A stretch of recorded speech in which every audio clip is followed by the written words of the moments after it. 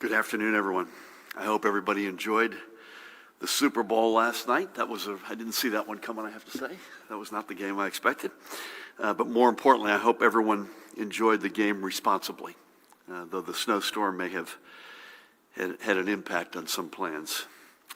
Honored to be joined by the woman to my right, who needs no introduction, the Commissioner of the Department of Health, Judy Persicelli. To her right, another familiar face, the state's epidemiologist, Dr. Christina Tan. Great to have you both. Guy to my left, who needs no introduction, the Superintendent of the State Police, Colonel Pat Callahan. Jared Maples is with us, the Director of the Office of Homeland Security and Preparedness, Chief Counsel Parimal Garg, and a cast of thousands. So this morning, we are proud to announce that we have now exceeded more than 1 million COVID vaccination doses statewide. Our dashboard shows that number, administered as of mid-morning, and that breaks down to 813,216 initial doses and 224,237 second shots. For those tracking at home, and this trend I think is an important one, and I think, Judy, our hope is we keep this trend up, the shape of the curve, if not even accelerate it. So from when we administered our first vaccine on December 15th, it took us 29 days to get to 250,000 administered. It then took another 10 days for us to get to 500,000. And it's only taken us 16 days to go from 500,000 to 1 million. Even with the continued scarcity in supply and the reschedulings caused by snowstorms, we have put 500,000 vaccine doses in arms in just a little over 2 weeks. This is definitely forward progress, and it shows how we are working to maximize every dose we receive from the federal government to administer the vaccine, those currently eligible, including our seniors. And it also shows the increased rates of vaccinations by CVS and Walgreens given to the older adults, residents with disabilities, and workers in our long-term care facilities.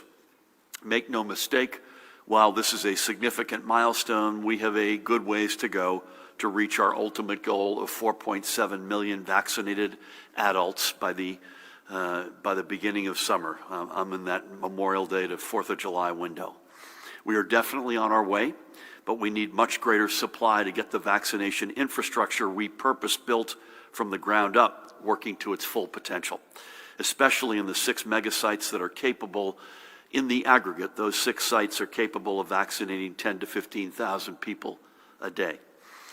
But as we discussed here on Friday, we are seeing increases in our supplies over the next 3 weeks, and that is a big step in the right direction, as it means we'll have more appointment slots we can open up. And it means as well that we can look to the day where we can make more residents eligible for vaccines, folks like our educators and our other essential workers. So this is a great barrier we have crossed, but we are not resting on any laurels here. No trophies, no ribbons, no spiking the football in the spirit of Super Bowl Monday. But we're going to keep at it until we reach our goal, and we are going to do our part to meet President Biden's nationwide goal of 150 million vaccinations in his first 100 days. Next up, let's switch gears and take a look at the current educational configurations in our 811 state-overseen, whether they be public school districts, charter schools, Renaissance schools, and schools for students with disabilities. We are reporting a strong and continued movement toward in-person instruction, and you can see the numbers there. As of this morning, 95 are open for all in-person instruction. That's an increase of 6 since the last time we spoke to this last Monday. Over the past week, another 21 have moved to a hybrid model, and that's now up to 491 schools or districts. The number remaining all remote is now at 190. That's down 23 from last week, and 35 are employing some sort of a mix. That's down from 39. As I noted, the trend is going steadily in the direction of in-person instruction, at least in some form, which further supports our work toward making more educators eligible for vaccinations beyond those who are currently eligible, either because of age or health conditions. And we again thank all in this extraordinarily unusual and stressful year, all of the local school leaders and officials, the educators, our parents, kids, the stakeholders who are still working hard with their county executive superintendents and the Department of Education to ensure the right decisions are made for their district educational communities. Switching gears again. As we have previously noted, the school elections originally scheduled for January and March of this year, as well as the fire district elections scheduled for this month, have all been delayed until April 20th to coincide with the school elections scheduled for that day. That's not new news. We spoke to this some time ago. We took this step in order to conserve the state's resources and reduce the burden on local election officials. So today we are announcing that these scheduled April 20 elections, as well as the municipal nonpartisan elections scheduled for May 11th, will be conducted in person. As always, voters will have the ability to request a vote by mail ballot for any reason. We will ensure that all in-person polling places adhere to proper health and safety protocols, including face coverings, social distancing, and frequent sanitation. We are able to take this step as our COVID numbers are headed, as I emphasize headed, in the right direction, and we are optimistic that these trends will continue, especially as more residents get vaccinated and the weather also becomes warmer. This is very different than the situation we confronted last summer, when we had to make a decision on the November election, knowing that our models showed a huge surge of COVID cases in the fall, which unfortunately came to pass. While we are not making a decision on the June primary elections at this point, we are optimistic that we'll be able to conduct in-person voting in June as well. And switching gears again, before we get to the overnight numbers, I want to speak to the numbers being released by the Department of Banking and Insurance today regarding the success of the initial open enrollment period through our new state-run Affordable Care Act health exchange, Get Covered NJ, or Get Covered New Jersey, I guess. The initial open enrollment period closed on January 31st, so that was a week ago yesterday, and I have announced a special enrollment period through May 15th in response to the pandemic to allow those who still need health insurance to get covered. No questions asked, by the way. Anybody can be a part of that. Since Get Covered New Jersey went live on November 1st of last year, 269,500 New Jerseyans purchased a health plan through the marketplace. This is an increase of 9.4% over last year's enrollment period, when our marketplace was still being run by the federal government.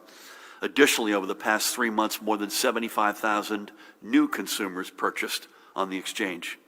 And this part is really quite remarkable. And consumers receiving income-based financial assistance for their plans are paying, on average, just about $121 a month for their plans.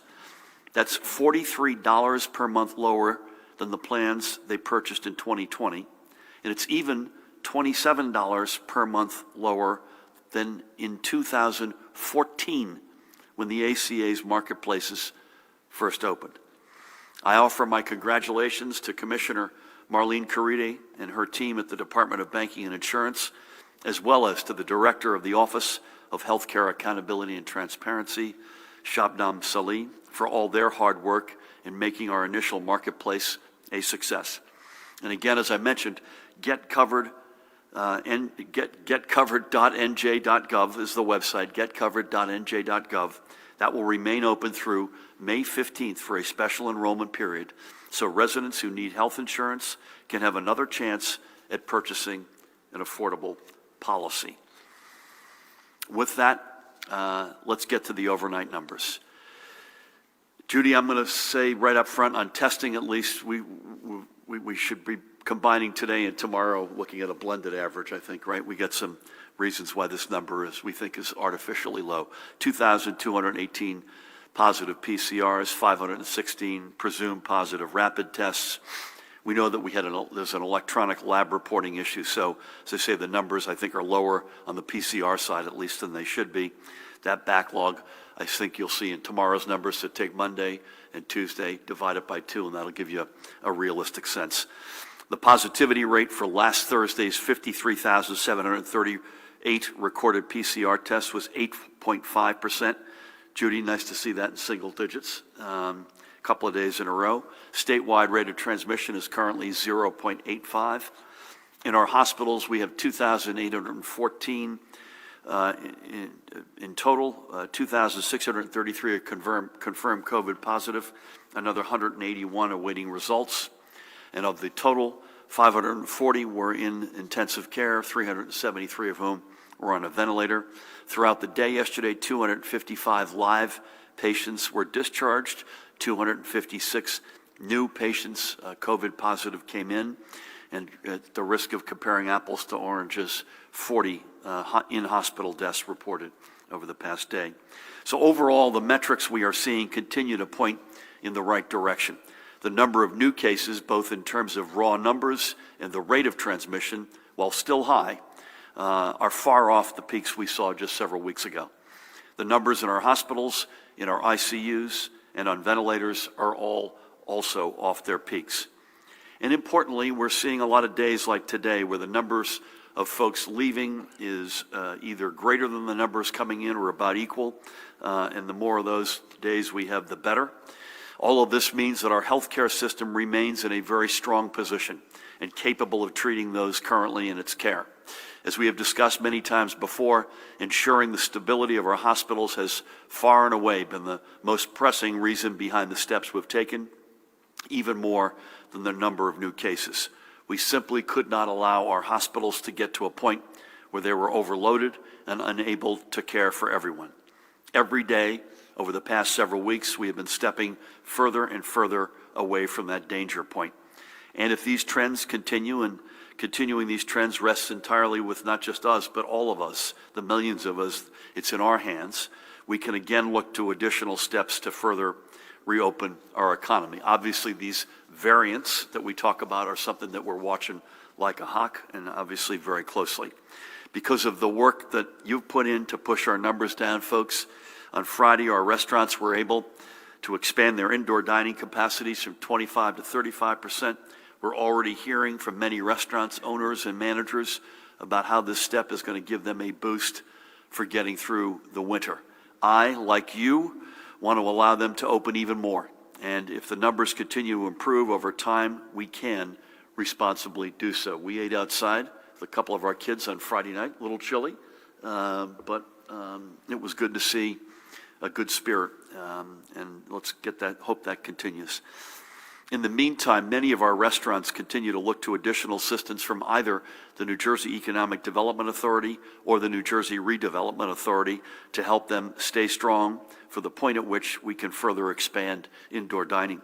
One of these establishments is Sol Sazon, a Dominican restaurant located in Willingboro and co-owned by brothers Thomas and Luis. And Luis is the chef, that's him there. Geronimo. I had the opportunity to check in with Tom on Friday. They were excited to be able to attend to more customers in addition to those helping them by purchasing to-go meals. But it took a grant from the Redevelopment Authority's Small Business Lease Emergency Assistance Grant Program to ensure that they could stay open through the pandemic. Sol Sazon is among countless restaurants and small businesses across the state which have relied upon such relief to pay their expenses and stay open. Let's do more together to ensure that they will make it entirely on their own. Check them out, by the way. Sol Sazon, Sazon.com is the website. Their address is 4324 Route 130 North in Willingboro, 4324 Route 130 North in Willingboro. We are certainly excited by passing our 1 millionth vaccine dose administered today, but we know we have a long way to go. We have to continue relying on the practices we know will protect lives and further slow the spread of the virus. Social distancing, wearing our face masks, washing our hands, taking yourself off the field if you don't feel well or if you've been exposed, using good old common sense. All of this together is how we beat this virus. However, we do have the solemn duty today to report with a heavy heart another 25 deaths, which are now confirmed to have been from COVID-related complications. This moves our statewide total to 22,011, including 2,187 probable deaths. And as we do each day, let's take a couple minutes to remember several more of the blessed brothers and sisters who we have lost. We start this week by remembering this guy, Rabbi Dr. Mordecai Ridenow, a longtime fixture in Passaic's proud Jewish community. He had moved to Safed, Israel, only several months ago to join several of his children who had emigrated there. I've never been to Safed, but it's a renowned community in Israel. It's in the very north, and it's basically an artist's community, and apparently it's beautiful.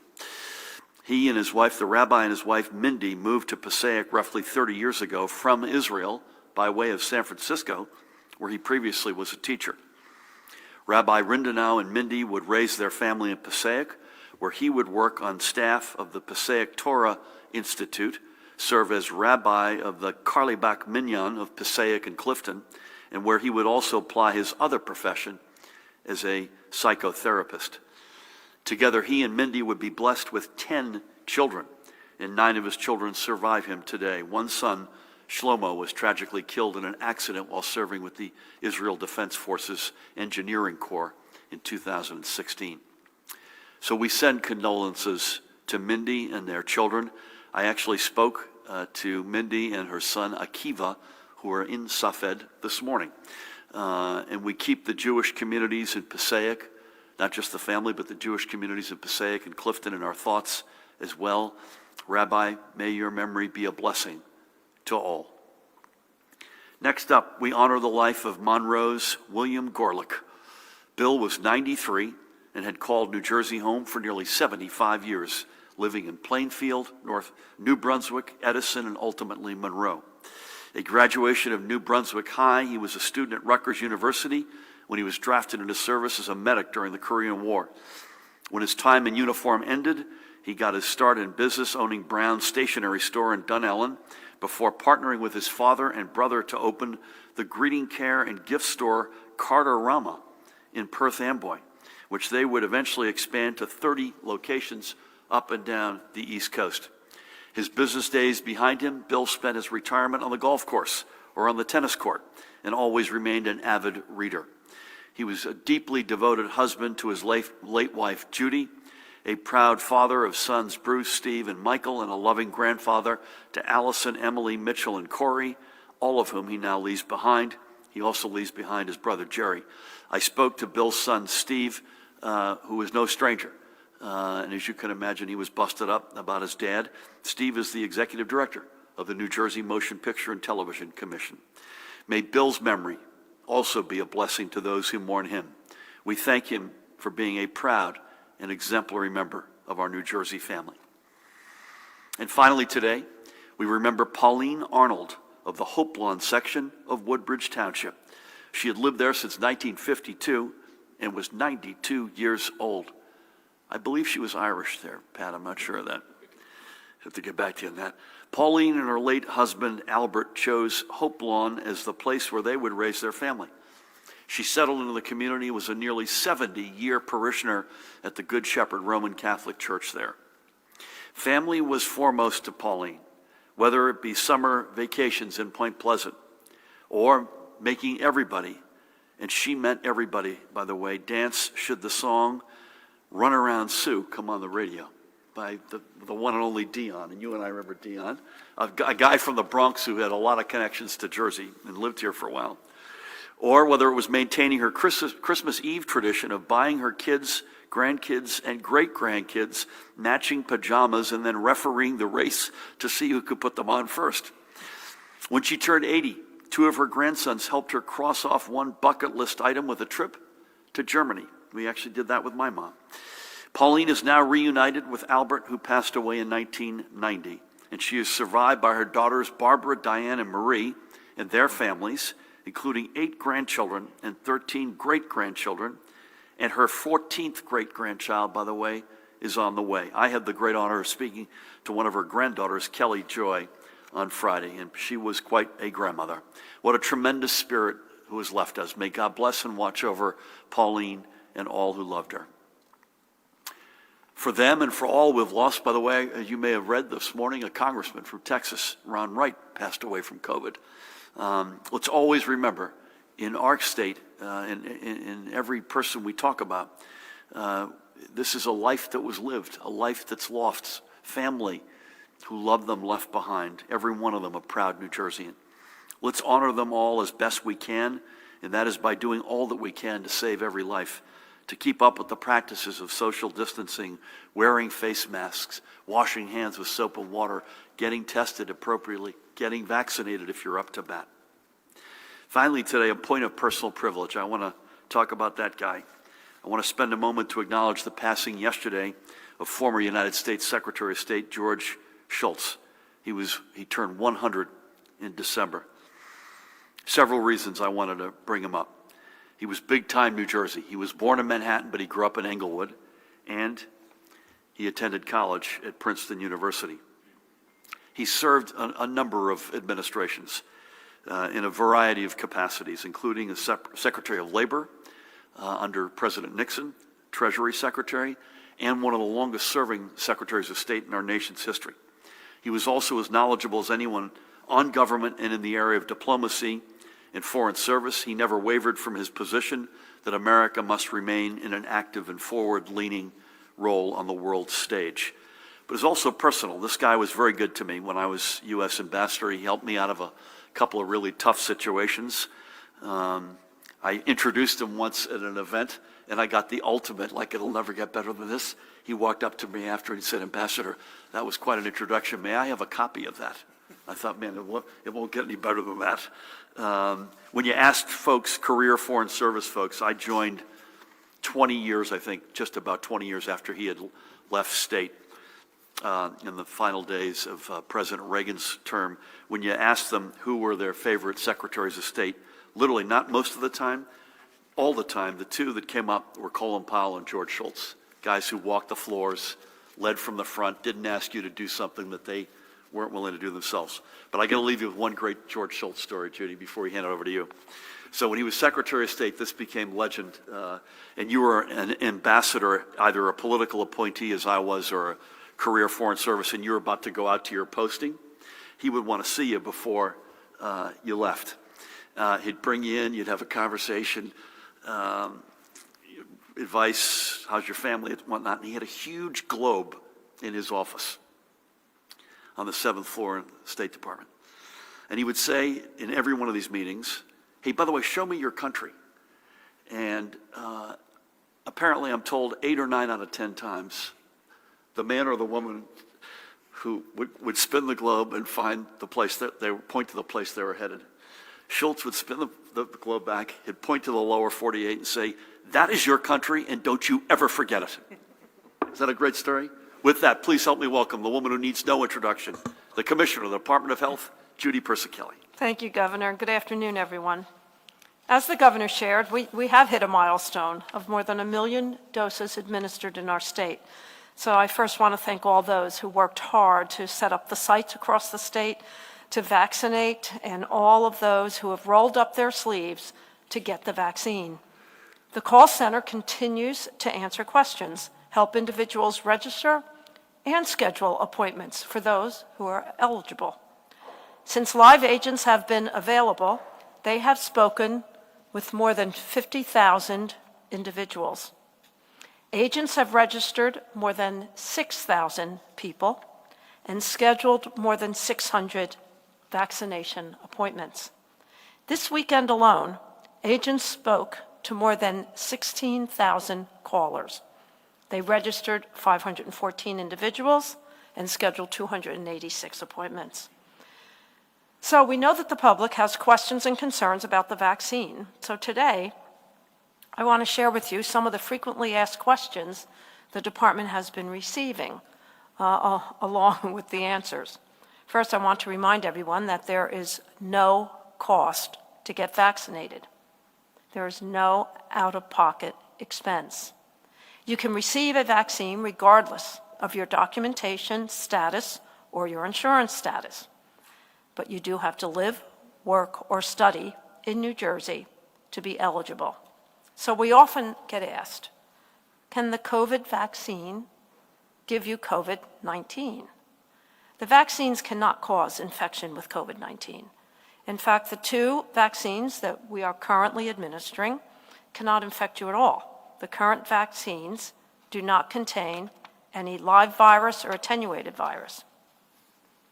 Will the vaccines work against the variants we are hearing about?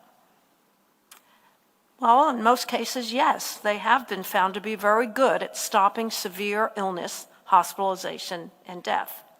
However, Oxford University said over the weekend that early data from a small study suggested that the AstraZeneca vaccine, which is not authorized in the United States yet, offers only minimal protection against mild disease caused by the South African variant. The lead researcher for that vaccine manufacturer said on Sunday that they expect by fall to have a modified vaccine to deal with the South African variant.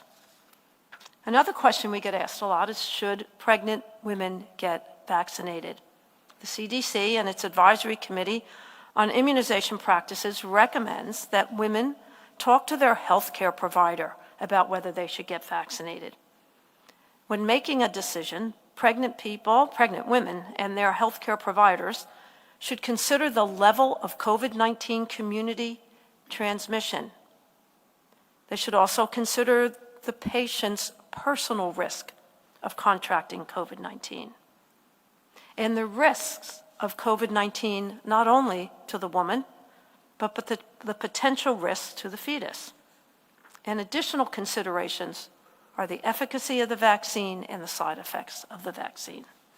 Based on current knowledge, experts believe that the mRNA vaccines, which are the Pfizer and the Moderna, are unlikely to pose a risk to pregnant women or their fetus. However, the potential risks of mRNA vaccines to the pregnant person and the fetus are unknown because these vaccines really have not been studied in pregnant women. Are the two different vaccines interchangeable? The COVID-19 vaccines are not interchangeable with each other or with other COVID-19 vaccine products. The safety and efficacy of a mixed product series has not been evaluated. Both doses of the series should be completed with the same product. Here's a question that I get asked every day. Why isn't there more vaccine? Well, it takes time to produce vaccines, and the production capacity of Pfizer and Moderna vaccines is increasing slowly. It's great news that we are closer to having an additional vaccine to protect the state now that J&J submitted its application to the FDA on Thursday night. The FDA is scheduled to review the vaccine candidate's clinical trial data on February 26th. Johnson & Johnson has said it hopes to provide the federal government with 100 million doses by April. The J&J vaccine is only one shot and doesn't require ultra-cold storage. What are the advantages of that vaccine? Well, there is an advantage of only having to need one shot. It will be more mobile. The vaccine will travel better. And in fact, it will travel so well, it would be easier to deploy the vaccine closer to where individuals live. If I get vaccinated, do I still need to wear a mask or face covering? Yes, you will still need to wear a mask and follow all safeguarding methods until enough individuals are vaccinated to produce community protection. We know that the vaccine keeps you from getting sick, but we don't know yet if the vaccine prevents a person from contracting the virus and then spreading the virus. When will there be more visitation at long-term care facilities? We recognize that physical separation from family and other loved ones has taken a significant toll on our residents of nursing homes. We are still concerned that our long-term care facilities are still experiencing outbreaks. In fact, there are 417 active outbreaks as we sit here today. According to the Centers for Medicare and Medicaid Services, visitation is tied to the levels of spread in the community. The department has released a directive on the phased-in reopening of facilities that is based on the outbreak status of the facility, its ability to meet criteria including but not limited to testing of staff and residents, infection control protocols, adequate staffing and personal protective equipment, and is tied to the timing of the state's reopening plans. However, end-of-life visits, compassionate care visits, and essential caregiver visits continue. We hope as more people get vaccinated, the spread of the virus in the community will lessen, and that it will also lessen in our facilities. It is also vital that healthcare workers in long-term care facilities also get vaccinated. As we know, this is one way that the virus enters these facilities. In time, safe visitation will be restored. Moving on to my daily report, as the governor shared, our hospitals reported 2,814 hospitalizations of COVID-19 positive patients and persons under investigation, with 540 individuals in critical care and 69% of critical care patients on ventilators. There are no new reports of multi-system inflammatory syndrome in children. However, we have a cumulative total in our state of 88 cases. 3 of these children are still currently hospitalized. There are a total of 31 reports of the B.1.1.7 variant, otherwise known as the UK variant. 3 of the individuals had a known travel history.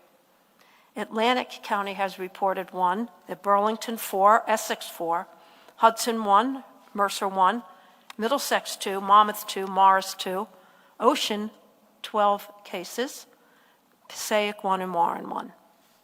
At the state veterans' homes, there are no new cases among residents, and at the state psychiatric hospitals, no new cases among patients. The daily positivity as of February 4th in the state is 8.5%.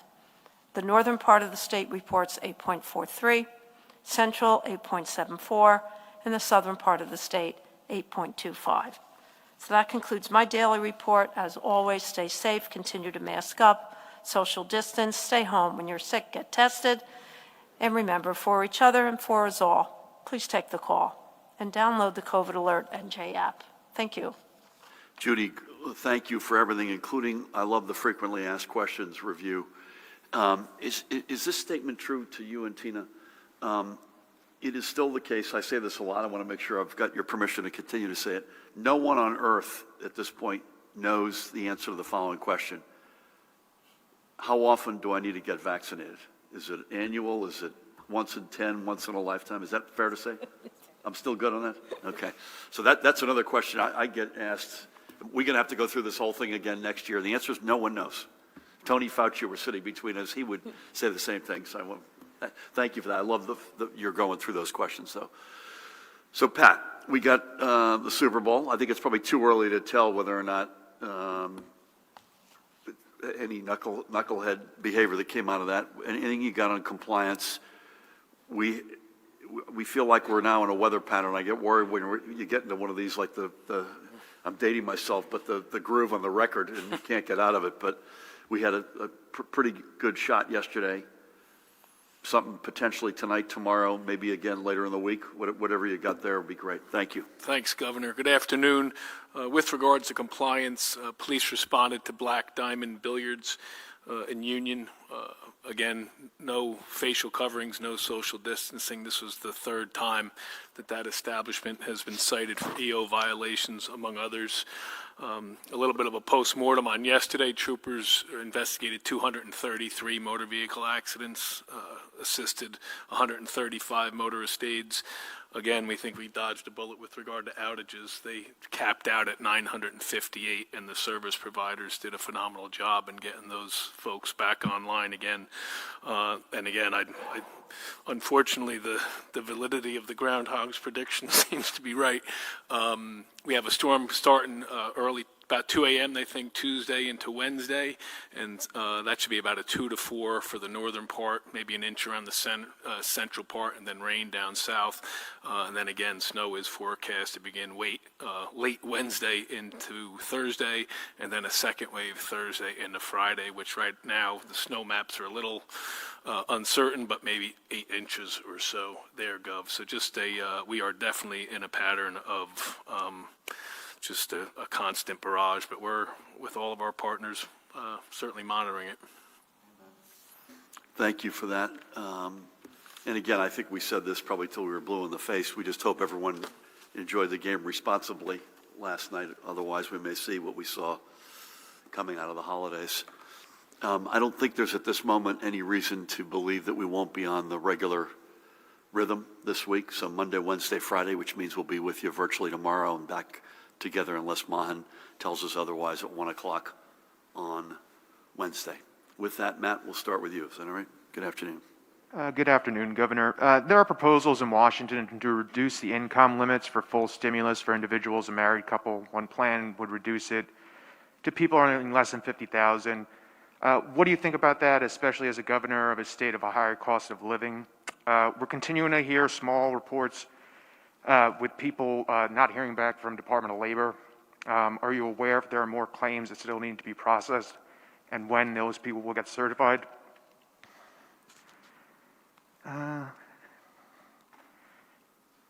When people are vaccinated, they're getting a card that verifies they've been vaccinated. We've been hearing that Walgreens hasn't been handing out those cards. Does this pose a problem for those residents? Commissioner, what am I doing here? When did the call centers start making appointments? Were they first or second doses or both? And also, any insight into what's happening in Ocean County with the UK variant? You said that was much higher numbers. Had any of the travel been associated with Ocean or any other insight? I think I don't have a deep-seated passion about the rescue bill that's being debated, but I think the broader and stronger it can be, the better. Whether that's for the state, whether it's for money to support vaccinations, testing, or I think relative to families, I think it goes true for all of the above. And as you rightfully point out, we are among the higher cost of living states in the country. So not a deep passion, but I think this is a time to go big. Department of Labor, Rob Angelo reached out to me. He got through the 75,000 folks a lot faster than he was predicting on Friday. And so I want to take my hat off to him and his team in that unlocked itself over the weekend. The note to me was there are still some people who are pending in that group, but that they are, in fact, according to him, the specific reasons associated with their particular case. So this is migrated from one class of persons, all of whom have the same challenge, to now uniqueness on a particular case. If it's other than that, we'll come back to you. I don't have a reaction on Walgreens, but we'll track it down. Mahan, we could track that down, or Judy and your team. First I've heard of it, but not to say it isn't the case. And I can't read my writing on the last one, but I believe it was for you, Judy. I didn't get it. One more time, Matt. On the Walgreens? No, the next one, the last one you asked, you said for the commissioner. Oh, about the call center. Did the call center, when did they start making the appointments? Right. Was it for the first doses or second doses or both? My understanding is they started making first dose appointments last week. I think it was actually Wednesday. And I don't know about second dose appointments. We can come back on that. To you. It was to have been on Sunday, and then the storm pushed it to Wednesday. Yeah. Right? We'll come back to the second dose. Mahan, will you help me follow up there? Thank you. Sir, anything? Yes, I just got one from Alex Sedan. There's a word in it I don't know how to pronounce, so I'll skip it. But there's a what, sorry? There's a word in here that I don't know how to pronounce. It's regarding a bill. Governor, why did you choose to sign the bill decriminalizing things such as magic mushrooms while marijuana decriminalization is still stalled? And what is the status of negotiations on marijuana decrim and the enabling legislation? Thank you. Nothing new on the marijuana front. Again, we've had very good backs and forth with members of the legislature, both the leadership, for which I thank them, as well as members of each chamber. And again, we're still trying to find our way to that point that we all want to get to, which is to get this done, to get it done the right way, that both protects our kids from the criminal justice system, but also legalizes cannabis in the right, responsible way. I've got nothing really to add on mushrooms unless you do, Paramount, do you? I would just say it was an appropriate revision to the criminal statutes around mushrooms. It's still a criminal offense. It's a disorderly person's offense, and other states, including Colorado and Oregon, have actually gone much farther and decriminalized mushrooms altogether. That's an important point. It's adjusted, but it's still a criminal offense in New Jersey. Thank you. Sir, great mask. Thank you, sir. My mom will be happy to hear that. Governor, on February 1st, the state dashboard reported fewer cases among residents and staff in long-term care. The decrease was about 1,800 fewer from the previous day. The number you're currently reporting is lower than it was on January 31st. Can you explain that? An FDA advisory panel will decide on Johnson & Johnson's emergency use authorization on February 26th. If that vaccine does get the EUA, how long will it take for Johnson & Johnson doses to become available at New Jersey's vaccine sites? And third, will any of this week's 250,000 doses be prioritized for teachers? And would you consider funneling teacher vaccines through the Department of Education, as some have asked, to streamline the process for frustrated educators who simply can't get an appointment? I don't have any quick reaction on the numbers that you asked about. We can get back to you. So will you bear with us and we'll come back to you on the first question. Mahan, will you help me out there? J&J going before the committee, I think on February 26th, I think that is the right date. I believe they can put doses on the streets, if they get approval, that is, obviously, in March. What's it? Yeah, probably about 2 weeks later. I don't know how many will come to us. If we're per capita, we're usually in and around 3% of the nation. So you can sort of do the math on that one, but it's meaningful. And as Judy pointed out, it's a one dose and it's regular refrigeration. And it looks like it works. So that's a pretty good combination, but they've got to obviously opine on the safety and the efficacy, the professionals. Nothing new on educators, although as I've said, I view them still, as I've been saying the past week or so, in the on-deck circle. Remember, if you are an educator and you're either 65 and older or you're under 65, but you've got a chronic condition, you're already eligible. As we sit here, you've been eligible for 2 or 3 weeks at this point. But we clearly want to get there. But we also don't want to overpromise and underdeliver. But I know Judy and team want to get there. It's not the only reason that we can more broadly open our schools, but it's a big step in the right direction in that regard. So bear with us. We want to get there, and we will get there. And we'll come back to you on the numbers on the dashboard. Dave, good afternoon. Hi, Governor. Let's see. Commissioner, how are the vaccine supplies looking for the next couple of weeks? Do we have any specific updates from the feds in terms of what we're expecting to roll in? Question that is basically just for clarification here. We know that the county sites can limit their giving the shots to county residents, but what about the mega sites? We've had a couple of people who said that they were from another county and the mega site said, sorry, you don't live here. I thought that the mega sites are supposed to be open to everybody. And for both you, Commissioner, and the Governor, as more New Jersey residents do continue to get vaccinated, how much of a difference do you think this is going to make in terms of, how will the metrics that we cover begin to go down?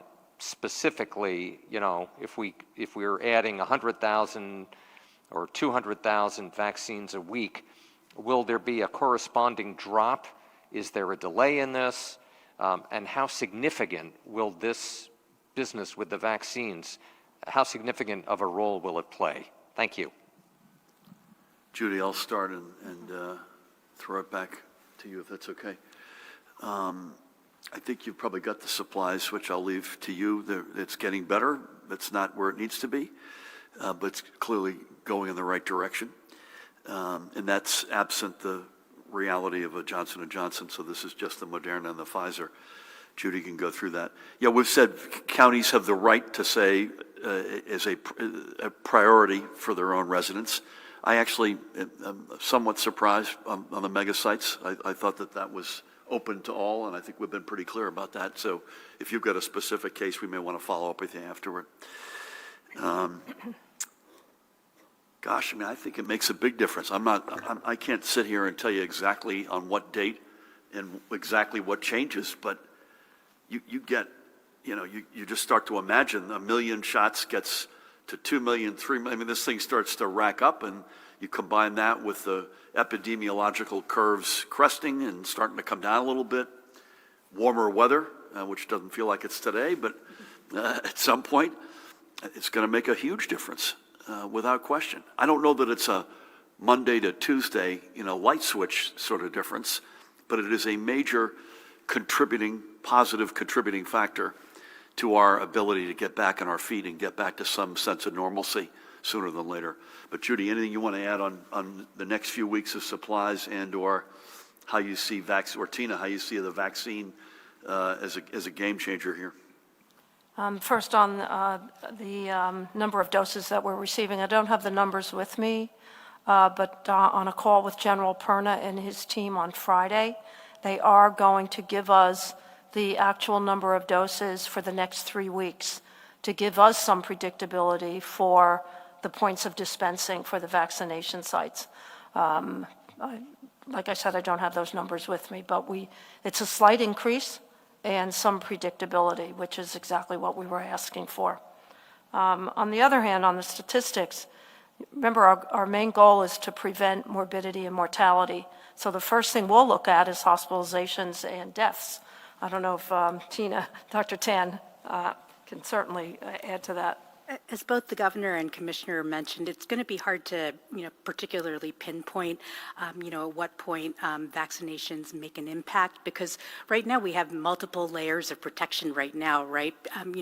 We have evidence, for example, right now that masking, so many different CDC analyses right now that have shown how, and this was before the vaccines, have contributed to decreases in hospitalizations, have contributed to less in-school transmission, as just some examples.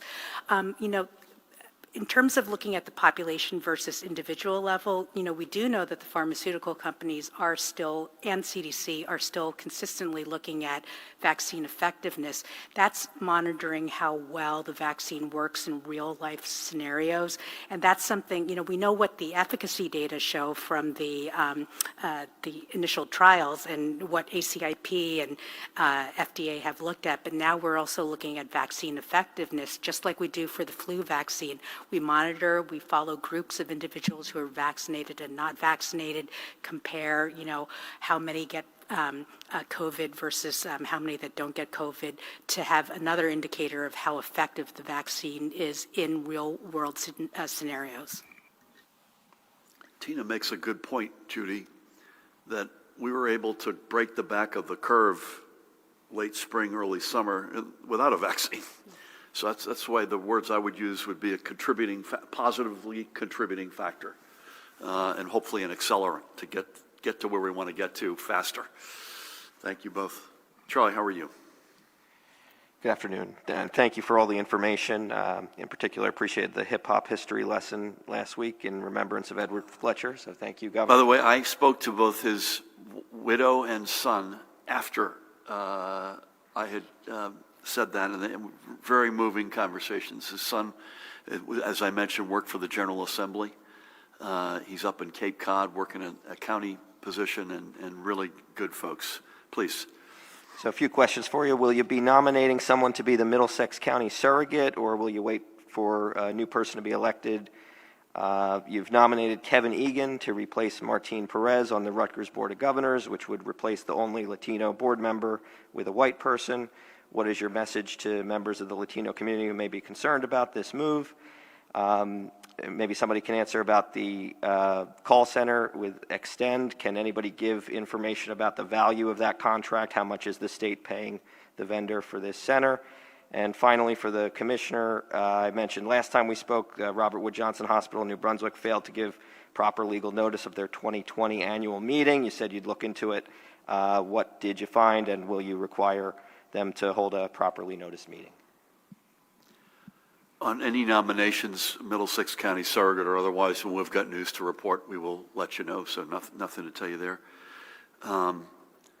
Listen, Kevin is a terrific guy. He'll do a great job on that board. The Latino community is one of the fastest growing, most important communities in our state. And just by example, we've got leaders all over government. Marlene Caride, I spoke about earlier today, has done a phenomenal job. I mean, you cannot underestimate. We sort of glanced through NJ, Get Covered New Jersey, like it was, we took it off the shelf. This is from whole cloth and has done an extraordinary job. I don't have the detail on the call center contract, but within the realm of, we obviously are on the side of transparency. We'll come back to you on that if you bear with us. I've got nothing new on the Robert Wood Johnson Hospital annual meeting. So we're going to come back to that. I've got nothing. You know what I mean? No. I know that's the only thing you've been thinking about the past couple of weeks. So with that, I'm going to mask up. Thank you all. Judy and Tina, thank you, as always. Pat, likewise. Jared, Matt, Paramel, Mahan, Cast of Thousands. Again, virtual tomorrow. In person, same time, same place, Wednesday. Keep it up, folks. We always say that, but that's the best advice we can give. Tina, again, I want to underscore the point that she made. This is not an either or next few months for us. This is keep doing this stuff and then add vaccines to the mix. And that gets you to that 1 + 1 = 3 reality. And then again, you add a couple of wild cards, which for the most part feel like they're potentially positive wild cards. Johnson & Johnson vaccine, warmer weather a couple of months from now to pick two. Those allow us to accelerate what would otherwise have happened. We mentioned this a lot. You mentioned there's more cases, Ocean County in particular, but the variants are something that you all are watching like a hawk. Those could be, that could be a negative wild card. We hope they're not. It is part of the reason. It's a big part of the reason why right now we're being very cautious. Fair to say the curve's starting to come down. The vaccine's starting to get spread. All of that's good news. But I know the experts to my right and their colleagues want to make sure that we're not taking anything that's an unknown for granted. Thank you all. God bless.